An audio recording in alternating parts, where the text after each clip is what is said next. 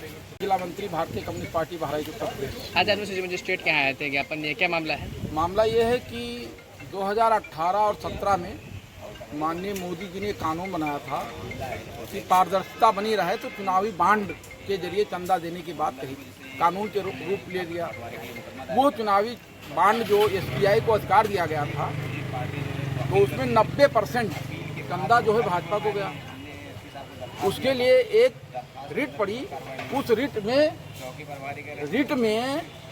माननीय supreme court ने इसको असंवैधानिक चुनावी चंदे को करार दिया और उसके बाद SBI से कहा कि वो 6 मार्च तक पूरा विवरण दे।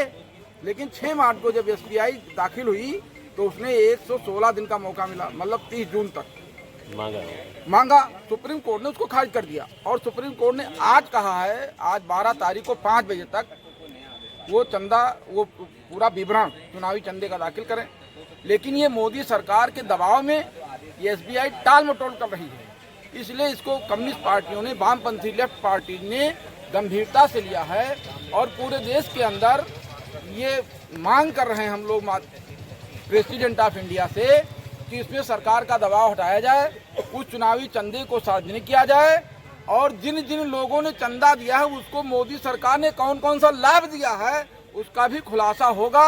और अगर ये हो गया तो भारतीय जनता पार्टी 400 छोड़ दीजिए, इनको 100 सीट लेने में दिक्कत हो जाएंगी, क्योंकि ये बहुत बड़ा घोटाला देश के सामने साबित होगा मोदी सरकार में। इसलिए हम लोग मांग पत्र देने आए हैं और हम लोग चाहते हैं कि सार्वजनिक बांड, इस जो चुनावी बांड है, इलेक्टोरल बांड, उसका खुलासा किया जाए, नहीं तो और बहुत बड़ा बृहत आंदोलन होगा।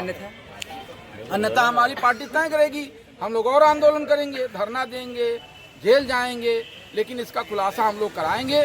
मोदी सरकार किसान विरोधी है। दूसरी चीज, इन्होंने CA को लागू कर दिया। कल चुनाव, जब रमजान का महीना शुरू हुआ उसके एक दिन पहले इन्होंने लागू कर दिया कि इस समय कोई विरोध नहीं करेगा और ये कानून जो है देश के नागरिकों के लिए खतरनाक है।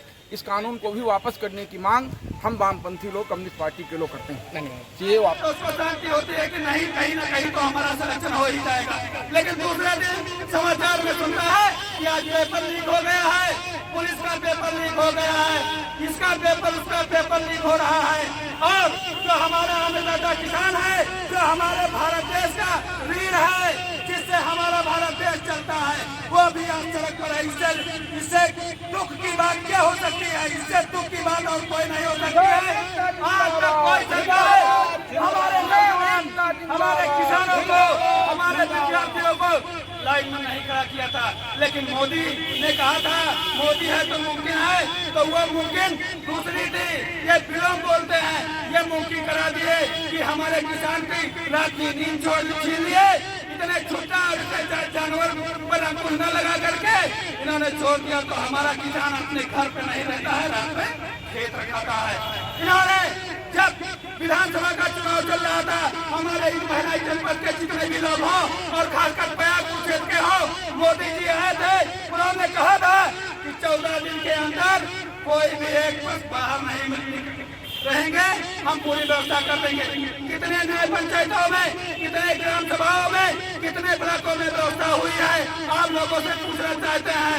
इसलिए समय आया हुआ है, समय सबका करवट लेता है, आवाज आपके हाथ में समय है।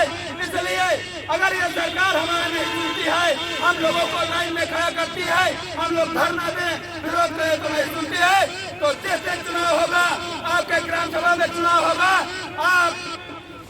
आप EVM के सामने जा करके जिस ये भाजपा को वोट न देना, कील ठोक देना, जैसे हमारे किसानों के रास्ते पे कील ठोक रहे हैं, ऐसे EVM पर कील ठोक देना, लेकिन भाजपा को वोट न देना, क्योंकि ये दोबारा आ गए तो ये कुछ नहीं छोड़ने वाले हैं लोग हैं, क्योंकि इनका इतिहास में कोई नाम नहीं है। जब इतिहास में हमारे देश में खून बह रहा था, खून की नदियां बह रही थी, घर घर से लाशें निकल रही थी, तो ये लोग अंग्रेजों की चुपचाता कर रहे थे, ये अंग्रेजों की चापलूसी कर रहे थे, आवाज देशभक्ति का सर्टिफिकेट मांग रहे हैं। इससे